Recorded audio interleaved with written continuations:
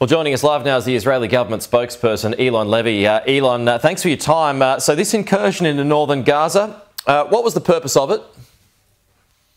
Thank you for having me on the show.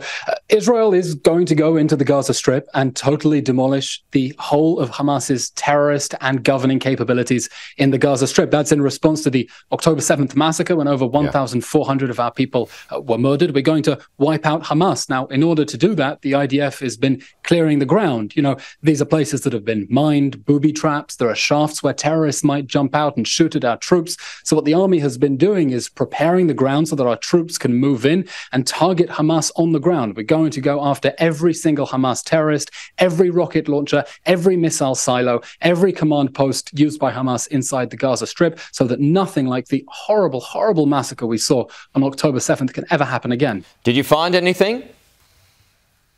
Have we found anything? The army was engaged by the enemy. So the point being of this incursion, like you were just basically talking about, is to prepare the ground, potential mines or anything like that. Did you find anything of that nature before you decided to pull your troops back?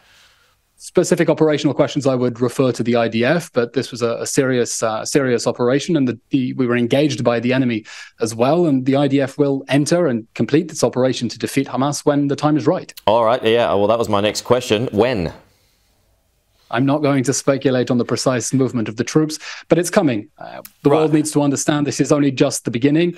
We're going to move in accordance with our operational needs. You know, the United States did not move against al-Qaeda the morning after September 11th, and the world didn't move against ISIS the day after the first ISIS attack. We're not shooting from the hip. We're going to use the full force of the IDF, but carefully and judiciously in accordance with our operational needs. Are we talking days, weeks? I'm not going to speculate. Is the IDF ready? Because there have been some claims that the IDF is not. The IDF is completely ready for this mission. We're also ready to face a war on two fronts, should we have to. Let's also remember that Hezbollah, Hamas's twin sister in Lebanon, has been escalating its attacks on Israel with rockets and anti-tank missiles against our people, against our forces in the north. And we've been very clear we don't want to fight a war on two fronts at the same time. But if Hezbollah drags us into a war in the north, we're ready to fight, we're ready to win. For now, we're focusing on the campaign against Hamas inside the Gaza Strip in response to the October 7th massacre, and the next stage is coming. Okay, the reporting out of the US suggested that the US had asked you to delay the ground invasion to free up more time to get more hostages out.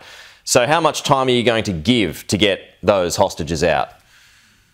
We're doing everything we can in order to get the hostages out. Let's remember, we're talking about 220 people, more than 220, including 30 children. Including babies. There are babies ripped out of their parents' arms, orphaned, because they murdered their parents and took them inside the Gaza Strip. And we're going to do everything we can in order to bring them home and at the same time destroy the terror organization that hurt them so that it can never again abduct Israeli children. Just onto the death toll, Hamas claims the death toll in Gaza now is upwards of 7,000 victims from Israeli bombing. They're now saying that they've got IDs to verify that number. What questions would you still have, though, about that accuracy? If you were to listen to Hamas, there are no civilians in Israel and there are no terrorists inside the Gaza Strip. Now, look, clearly the humanitarian suffering inside the Gaza Strip is heartbreaking. No one is disputing that. The suffering as a result of Hamas's decision to declare war on us on October 7th. None of us want to be in this situation. But let's remember what happened just a few days ago. Hamas put out a press release saying that Israel had launched an airstrike on a hospital and killed 800 people. And when the sun came up in the morning, it was clear the hospital was still standing. There had been no airstrike because it was hit by errant rocket fire from Palestinian Islamic Jihad. And the death toll was so much lower. So, you know, when we talk about Gaza health authorities, we're talking about Hamas. We're talking about ISIS. And not only should everyone be extremely skeptical about what Hamas is saying, we should actively disbelieve anything it's saying, because we know that it's waging a war of propaganda against us. We know that it just took the whole international media for a ride last week. It went along with it. And I think it's important we be much more skeptical about the information that this ISIS-like terrorist organization is putting out to try to win international sympathy and stop Israel from exercising its right of self-defense in going after it and destroying the organization that committed that horrific massacre on October 7th. Eylon,